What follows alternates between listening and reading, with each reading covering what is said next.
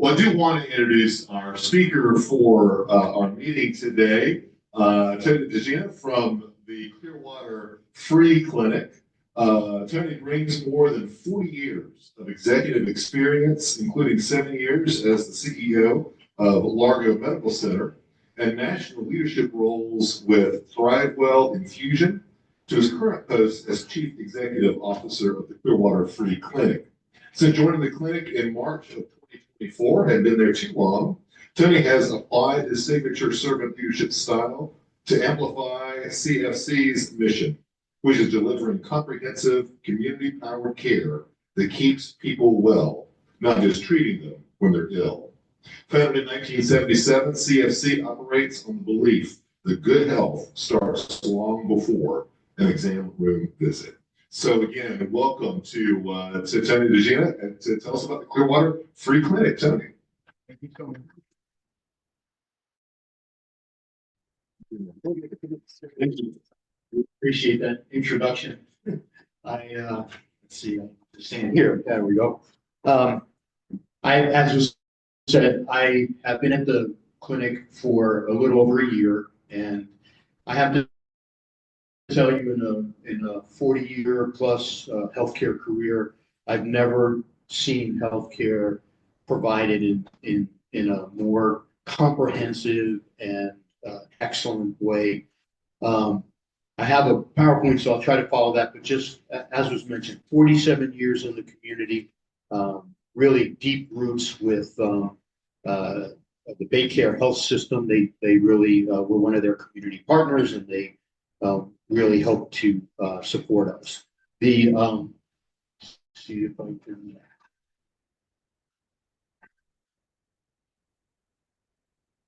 Yeah, so we have about 4,100 registered patients.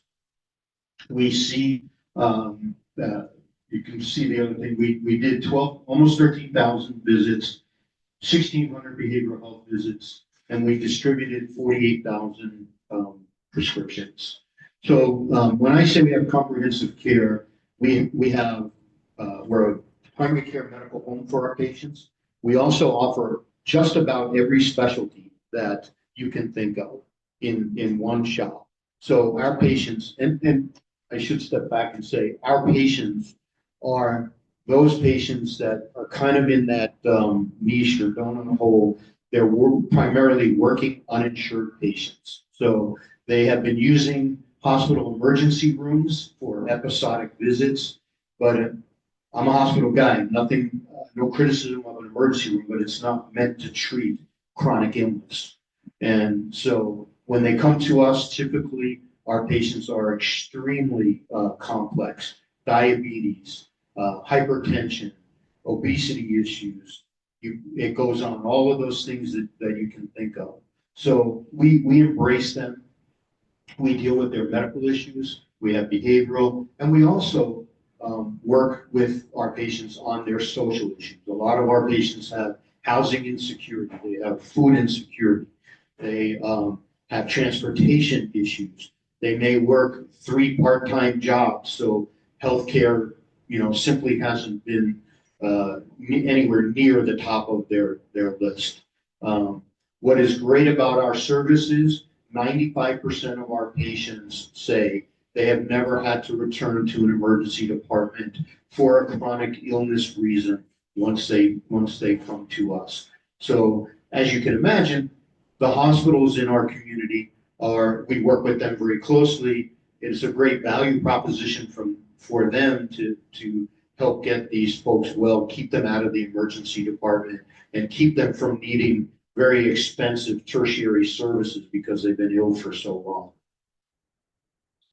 We are volunteer driven, so we return about $5.50 of service for every dollar that's invested in us. And we do that because of volunteerism. So we have 170, 180 volunteers, over 60 of which are physicians in all of those specialties, as well as some primary care physicians. The commitment they make is wonderful. We are supported also all by private funds. We do not have any government related funds at all. We do not bill for anything that we do. So grants, donations, and fundraisers are how we are able to deliver care. And that $5.50 in services to $1 invested, besides the volunteerism, we have no debt. Our facilities are completely paid for. They were paid for through the generous donation of the Ruth and J.O. Stone Foundation.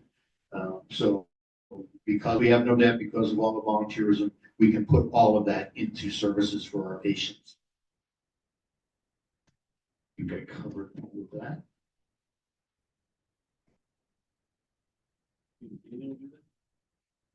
Great.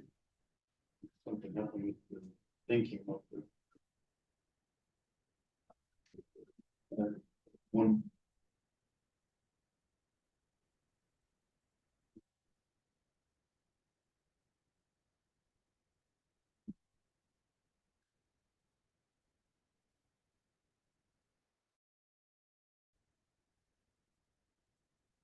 Want to start the movie or go back?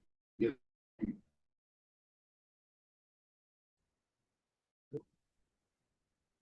So while I'm working on that, this is our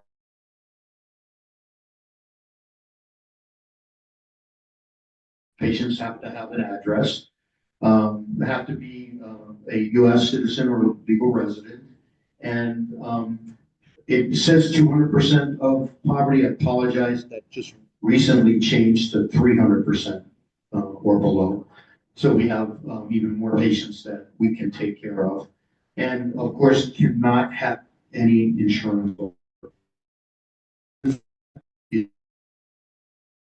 from the state of Florida is sovereign immunity for our providers. So the reason we have all these physicians and nurse practitioners and other providers coming in and caring for these patients, one reason, not all the reason, but one reason is because there's sovereign immunity protection for the work that they do.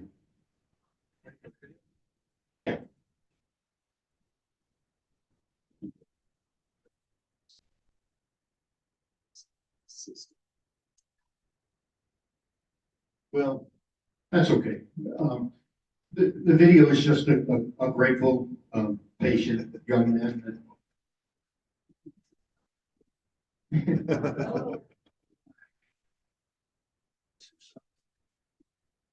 Thought it was the volume. Could have happened to anybody. Thank you.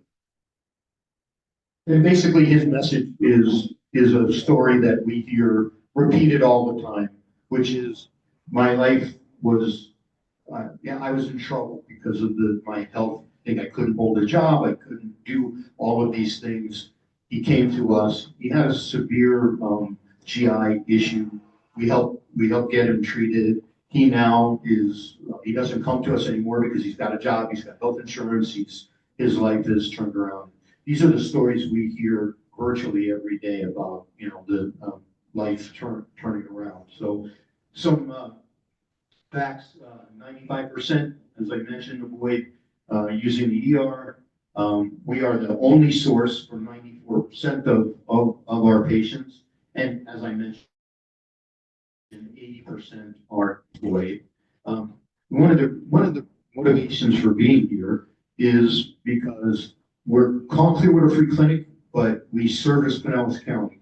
And when you look at the origin of our patients, the vast majority come from Clearwater, then the city of Largo, and then it drops down dramatically after that.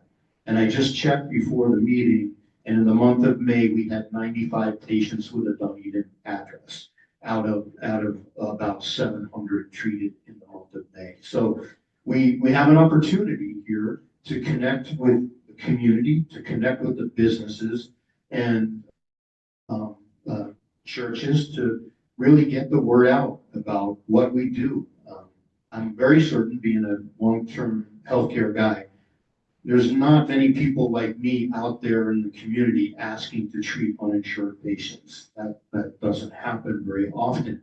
And we have the opportunity to do more, and we want to do more. So anything you can do to help would be wonderful. I did leave this brochure that I didn't bring enough for everyone, but you can go on the website and get the information from there as well.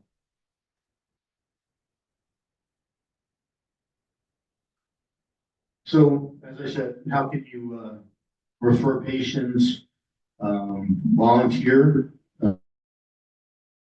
We have, I mentioned the physician volunteer, but the rest of those volunteers help to run the clinic. They staff the front desk. There are retired RNs and medical assistants that help with the intake portion of the clinic. So we're always looking and very blessed to have volunteers donate. We have events throughout the year on your table. Again, I don't have enough for everyone, but there's a QR code on what I put on the table. We're having a new fundraiser that we've never done before. It's called Pins for Patients, and so it's bowling, and it's a little spin. The winner is not going to be the team that bowls the best or has the best score. It's the one that raises the most money. So much like a walk or something like that. The idea is you get a team, you get to bowl for free, you get food and drink for free on that day at the lanes in Clearwater. And, you go out there and you get donations. And so hopefully it's a win-win for everyone. We've never done it before. So we're hoping that it catches on. And that is the end of that presentation. I'm happy to answer any questions. And again, I want to thank you all for giving me a few minutes of your time and listening to my boring speech.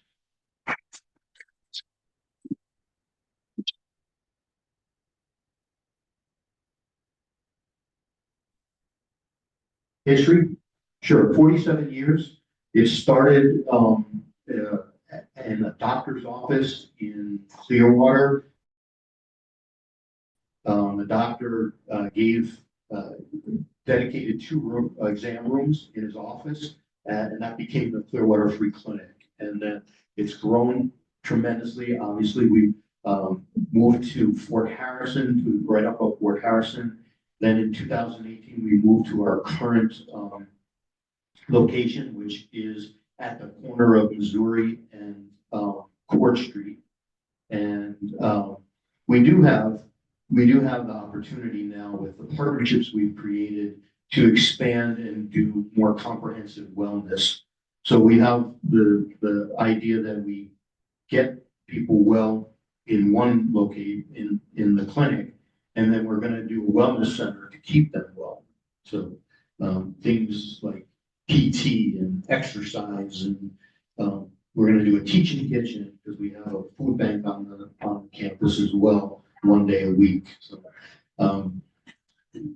the biggest thing is we're not just limited to Clearwater, and we want to really expand our reach.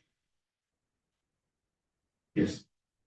Do you have a waiting list for like customers who need your service, or you all staff that they walk in? So right now we don't actually do walk-ins. We are what could be referred to as a problem-based clinic, and you call and you make an appointment. We can do same day if someone has an urgent situation. The wait for a primary care appointment is pretty much industry standard, a week or 2 for a primary care, again, unless you have some urgent issue coming out of a hospital emergency department. Our specialists are a different story because they're donating their time, and they may be there once a week, once a month, or once a quarter. So those wait lists can be, the biggest wait list we have right now is for GI. We only have 1 GI doctor, and he's wonderful for us and the patients, but he can't keep up with the demand. Yes? I'm sorry?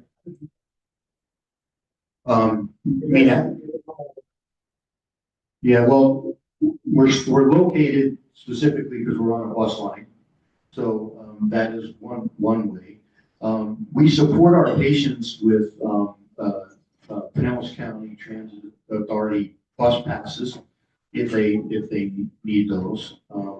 And we have a tremendous amount of flexibility. So if they, make an appointment and can't make it, it's not the end of the world. We work with them to figure out when it is best for them. We've reached out to PSTA to see if there's some partnership we can do to have them, because right now we're buying those bus cards. We're hoping to get Pinellas County to maybe give us a few. How dependent is the customer base on those bus passes? Very. You find 50%, 60% need them? I never looked at it that way, but I'd say at least 50%, maybe probably more, are dependent on public transportation.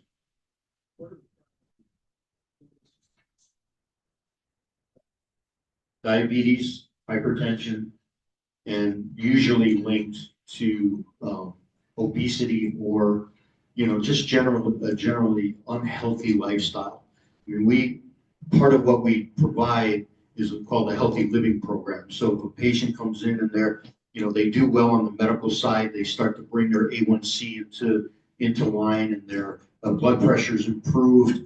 We then offer them the healthy living program, where we have a retired nurse practitioner who works with them on their lifestyle, whether that's exercise, whether that's food, a lot about food, because they haven't had the opportunity to understand the consequences of what they're eating.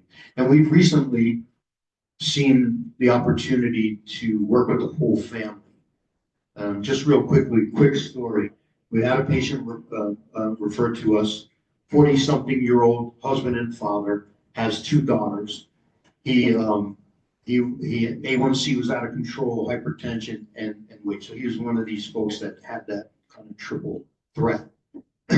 He to his credit, he followed the recommendations of the providers, started to get healthy, and then started to lose weight. And all of a sudden, his wife came to us and said, I want to do what he's doing. And so for the first time, because we focus on treating patients, for the first time now we had a family member say, hey, I want the programmatic piece of it.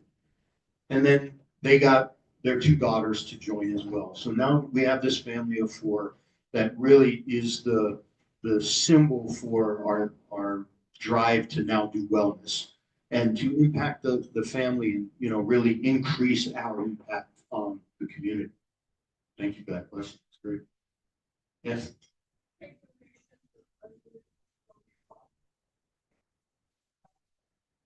We do not. We do not. There's too much over requirements in order to do that. Thank you for the thought, but no. Well, it's that. It's right off Missouri. Was it? There is a place that takes your medications.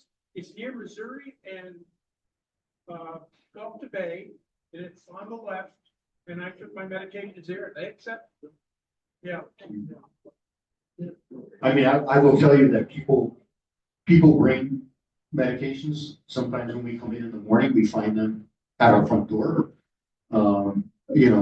Again, love the idea, but what we do with those is we destroy them. Yeah. Too much regulation on it. And it was diabetes medicine. There you go. Well, again, thank you so much. I'm happy. I'll be here, happy to answer any other questions, and happy to have anybody out for a tour. Anytime, I tour all the time. People will, once they come to the clinic and see it, they're amazed, because a free clinic may connotate a certain thought process or what you think it is. When you see it, it's not that at all. It's. Quick question: can drug companies be asked nicely to openly give you certain medication that you may need, so that it won't cost the people anything? You ask great questions. So actually, there are two companies in this country called Direct Relief and AmeriCare. And what they do is they receive donations from the pharmaceutical companies. Unfortunately, they're short-dated medicine, so they could have a 6-month expiration date. And what it is for pharma is they're unloading inventory that's not moving, that they otherwise would have to eat the cost. Now they donate it to these companies. But we love it because then those companies and pharma pays for the shipping cost for all of it. So we, I was gonna ask quickly, Mark, you've been involved. no, he's not involved with those two companies, and the company he just started isn't in this aspect at this point, but, you know, we're hoping that he does, absolutely. And, you know, if you do come, you'll see that our medication room is not a pharmacy because we don't offer medication to the outside. We have about $4 million worth of medication inventory because of those companies that donate to us. No narcotics, so, in case anyone was wondering.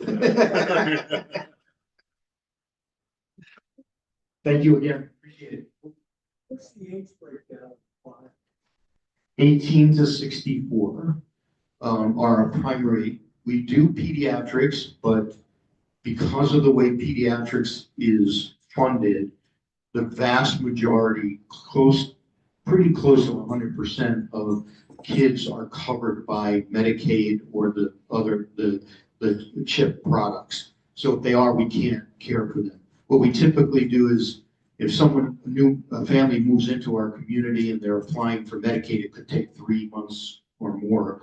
We can care for the child during that period of time, but once they get insurance, we can't. So our primary base is 18 to 64. When our patients turn 65, they have to leave because they have Medicare. And I'm telling you, it's like a funeral. I mean, patients are crying, the providers are crying. These are folks who've been with us for 20 years, and now they have to leave. And it's not a fun event. Thank you. Thank you so much. Tony, thank you so much for the important work that you all do at the Clearwater Free Clinic. Thank you for that. You may remember a few weeks ago, we heard from Larry Franklin because in lieu of our last quarterly club assembly, sort of dividing it up and having some folks come and share just a few minutes. So Larry Franklin came and spoke to us about community image and all things interweb.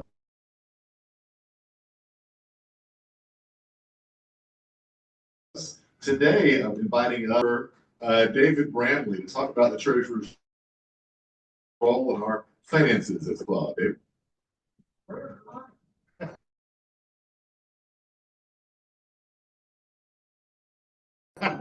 There is nothing more exciting. The treasurer is responsible for keeping our accounts updated in DAC-DB. We send out invoices each quarter and for special events like the Christmas party. Treasurer keeps the books for our fundraising events and provides an accounting after the fact to the club. They deposit all monies received in either our club or charitable giving accounts, including square deposits, and then make the corresponding entry in DAC-DB. They collect the money for our lunches, deposit the funds and pay the bills. And then makes the corresponding entries in DAC-DB. We provide a P&L for the club, and our club likes to have a P&L versus budget. So that's always given to the board. We're responsible for paying members back promptly for any purchases they've made on behalf of the club, and that could be the most time-consuming part of the job. Also, do not submit 17 pages of color receipts that use up all the treasurer's ink cartridges, Larry. The treasurer does maintain the PO box and pays for it, and then just keeps it and checks it a couple times a week. Treasurers are a treasurer, and they should be valued as such, as it is tedious yet rewarding job that every single club member should do at least once.